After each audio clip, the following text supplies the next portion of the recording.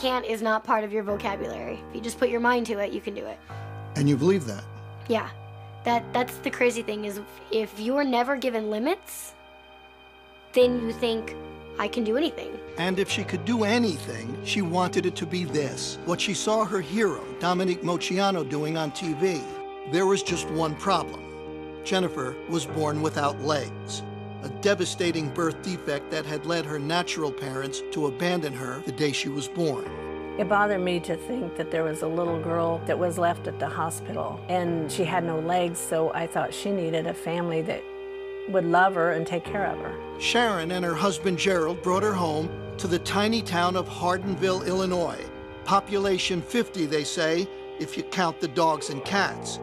They decided to raise her like they raised their 3 healthy sons, with no limitations and just one simple rule. Never say the word Can't. You said, I want to be a tumbler. You didn't have legs. Right. You kind of need those, most people think, to tumble. Well, think again. The girl who wasn't allowed to say can't was on her way to becoming a genuine gymnastics champion. She started at 7 on the trampoline with her dad. And after a few falls, she got the hang of it. In time, she was competing. And soon after that, she was dominating. And by high school, Jennifer Bricker, are you ready for this? Was the tumbling champion of the state of Illinois. Soon, Jennifer was pursuing other sports too.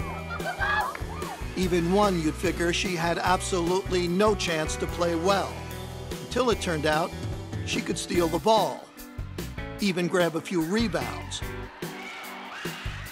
And she could make baskets, too. She didn't consider herself handicapped. She was talking to some friends one time, and one of them said something about her being handicapped. She said, well, I'm not handicapped. And they said, well, you have to use a wheelchair. She said, just to keep me getting dirty. One day at age 16, out of curiosity, Jennifer asked her mother a question.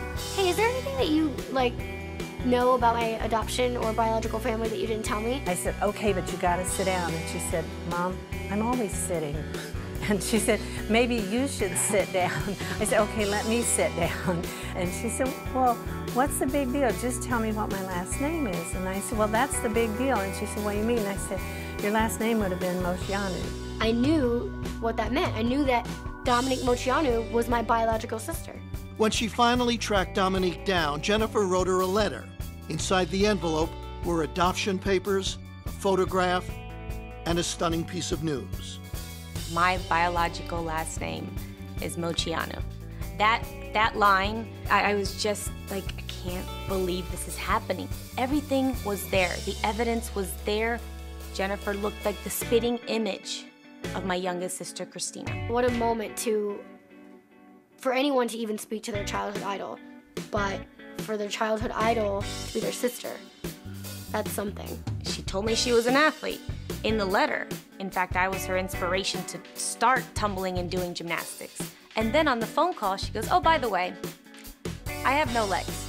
I mean, she's like, wait a minute, didn't you just tell me that you're an acrobat and you did all these sports and I could just hear the wheels turning, you know? And I said, who is this girl? Oh my God, how did she have this attitude to persevere in life and overcome every obstacle?